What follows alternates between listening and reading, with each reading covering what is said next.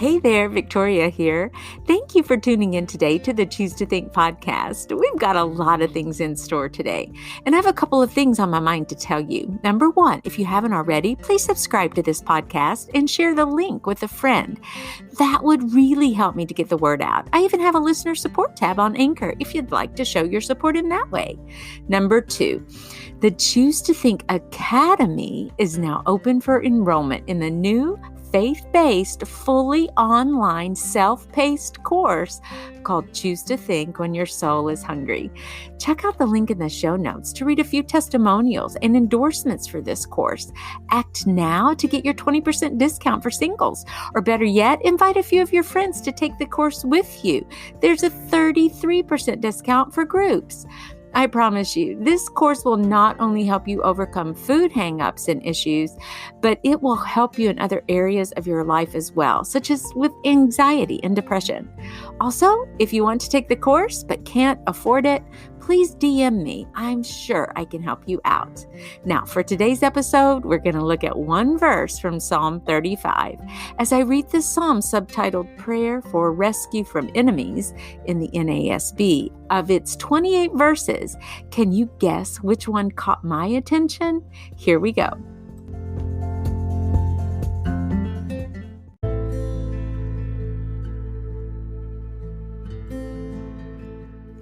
Psalm 35.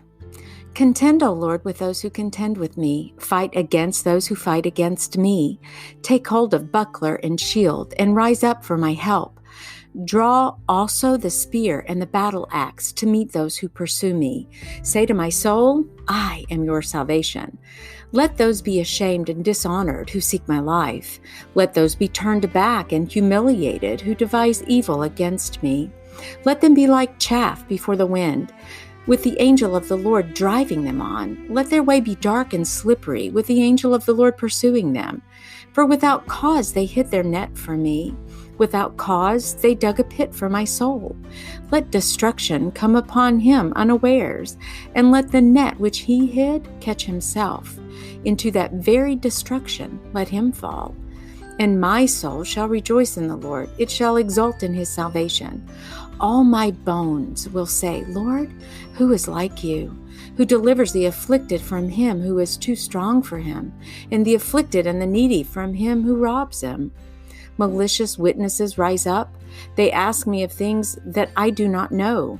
They repay me evil for good, to the bereavement of my soul. But as for me, when they were sick, my clothing was sackcloth.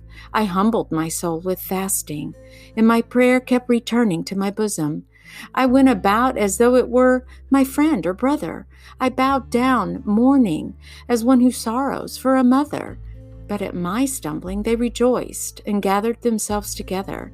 The smiters whom I did not know gathered together against me. They slandered me without ceasing. Like godless jesters at a feast, they gnashed at me with their teeth. Lord, how long will you look on? Rescue my soul from their ravages, my only life from the lions.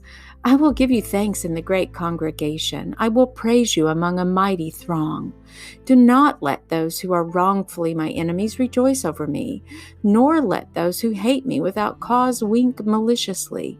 For they do not speak peace, but they devise deceitful words against those who are quiet in the land. They opened their mouth wide against me. They said, Aha, aha, our eyes have seen it. You have seen it, O Lord. Do not keep silent.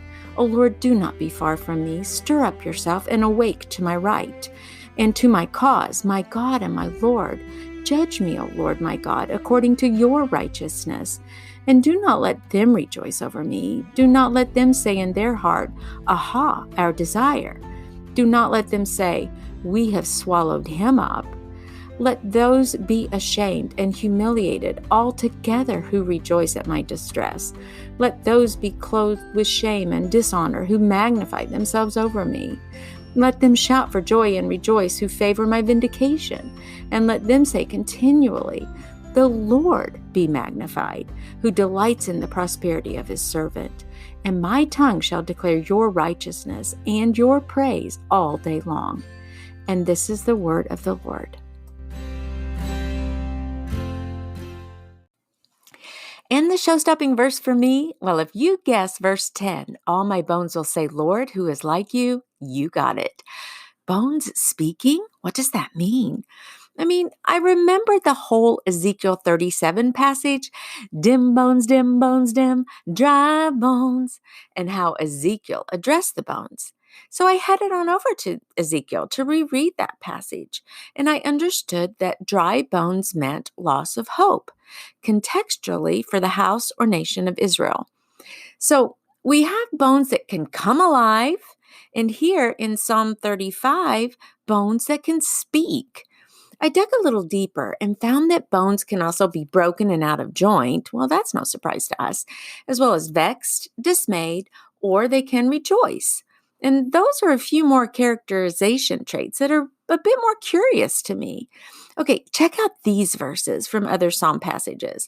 Psalm 22:14, I am poured out like water, and all my bones are out of joint. My heart is like wax, it is melted within me. Or Psalm 6:2, be gracious to me, O Lord, for I am pining away. Heal me, O Lord, for my bones are dismayed. Psalm 51:8, make me to hear joy and gladness. Let the bones which you have broken rejoice.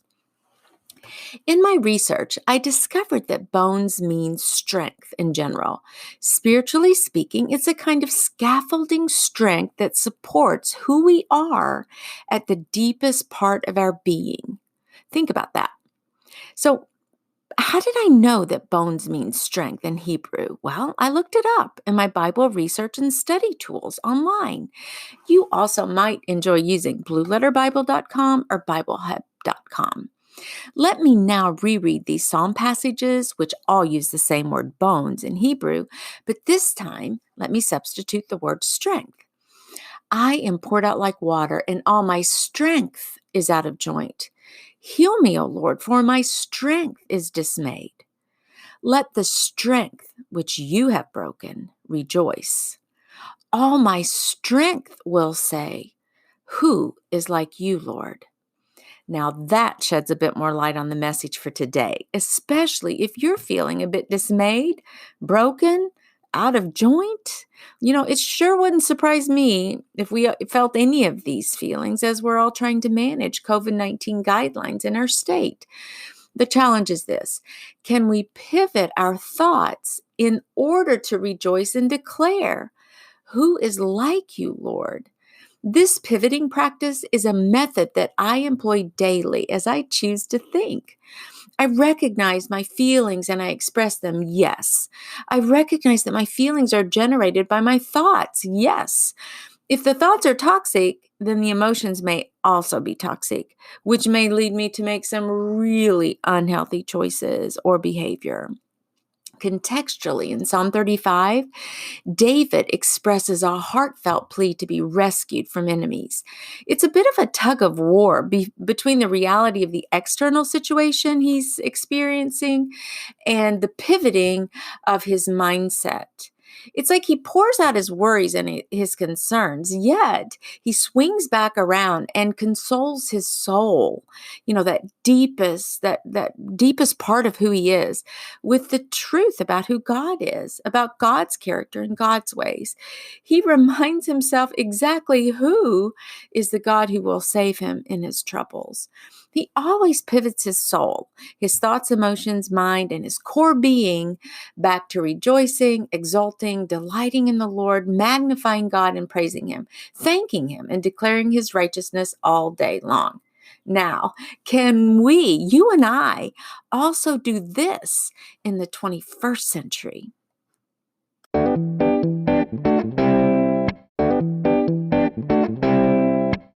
So I'm wondering, Christian, what are your, quote, bones telling you? What is it that you know at the deepest part of your soul? If you know that God is your deliverer, your refuge, your rescuer, how does that knowledge, understanding that, actually impact how you live each day?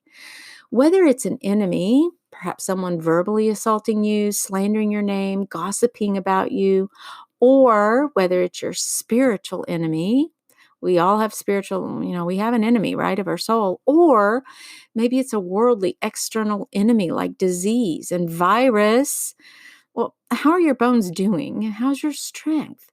Are you demonstrating resilience? If yes, how? I send regular emails to folks who have subscribed to my newsletter, which I have on my website. I would love to have you do that. My ministry is really called Start with a Grateful Heart, and I send out weekly notices and try to be encouraging and inspirational as I touch base with folks who have elected to receive the newsletter each week. And one of the emails that I wrote, that it was open more than any other, had the question in the title. It was called, "Are you resilient?" And I think we all want to be resilient. I thought, why do people open that one and not this other one? But it's because we all want to be resilient. We want to show strength during these times. We want to have what it takes to get through all of this that we're going through. And but how do we do that? And maybe today, if you're feeling overwhelmed and if your mind is camping out and feel in the fields, quote, out in the fields, filled with toxic thoughts, just take this one verse to help you pivot. Can you say, all my bones, all my strength, my whole being will say, Lord, who is like you? Well, why is that particular verse so powerful? It's powerful, I think, or at least to me, because when I recognize that there is none like the Lord and that He has a vineyard, okay, let's just picture a vineyard or a beautiful garden. He has that waiting for us where we can toil and labor and enjoy the yoke that He provides. It is there that we find freedom and liberty. It's through God that we count ourselves as resilient and strong. I have to resist putting on the mindset of monotony and futility or even maybe dread during the COVID-19 crisis. And now these may sound a bit harsh to you, but instead of waking up with a kind of like a cloud over my mind, I've fought hard to pivot and incite all my strength, to make sure those bones are just really strong so that I can say each morning, Lord, who is like you? You've got this day in your hands. You know what you're doing. Nothing is out of your control. And when I do that even declaring that strengthens me.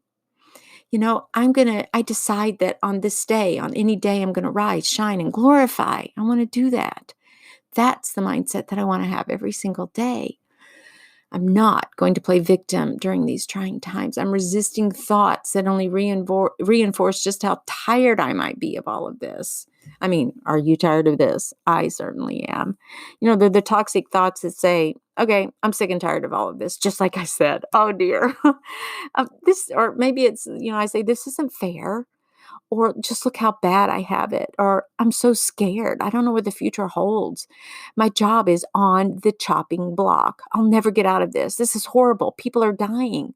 We'll never be back to normal. Okay. Yes, those may be truthful feelings that you have. And I would encourage you, a part of the process that I use is journaling. And it's not just journaling about gratitude and the things that I'm so grateful about, but it's also journaling my prayers, journaling my thoughts, my emotions, doing brain dumps, what I call brain dumps, because that's healthy. And it helps to express all of those feelings. Feelings in and of themselves aren't bad, but they're powerful. Let's just leave it at that. I mean, and if they're powerful, do I actually want to engage in some of them, or do I want to turn and focus on the truth where my soul is more at rest and at peace? Truth-filled thoughts would say something like this: although I cannot control what's going on in the world right now, and although I don't like it, there are some things I can do. What are they? I can pray. I can encourage others. I can put my hands to good use. I can invest time by serving my community. I can shop for my neighbors. I can bake some cookies for a friend. I can write letters, send texts, make funny videos to share with my grands. It might be a good time to revise and beef up my resume. Are there areas I can seek professional development? It might be a good time to create and stick to a budget. I can control my thoughts and my emotions. I can put on healthy, positive mindsets to show emotional resilience and strength. I give myself permission to live even during a crisis. I have a lot of time on my hands right now. I will make a schedule and a list of projects and get at them. Or maybe I'm working more than ever. Okay, so I'm going to dream about what I get to accomplish as soon as things settle down. I can keep track of all the things I'm grateful for, keeping my mind heavenward. I can choose to think. And if I can do it, Christian, so can you. Now, before we wrap up, you may be thinking, wait, I'm not feeling very strong these days, and that's okay. It's really not about your striving or mustering up the strength. Your job is very simple. Simply begin to speak the truth of who God is over your situation. In other words, what you're essentially doing then is confessing your weakness, your humanness, but resting on the strength that God will provide to you in your situation. You may be surprised how your situation changes with this simple declaration. You may begin to feel the strength just well up within you. And within a few moments, hope comes alive. Let's pray.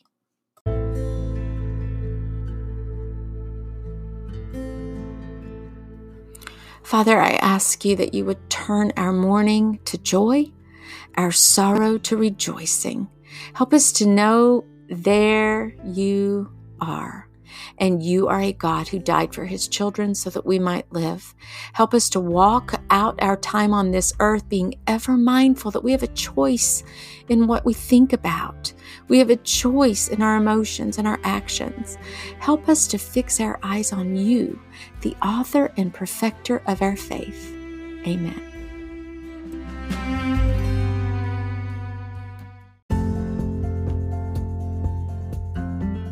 Thank you for joining me today on the C2T podcast. I'll catch you here same time next week. Sending lots of hugs right your way. And until then, Dios primero y que Dios te bendiga. Ciao.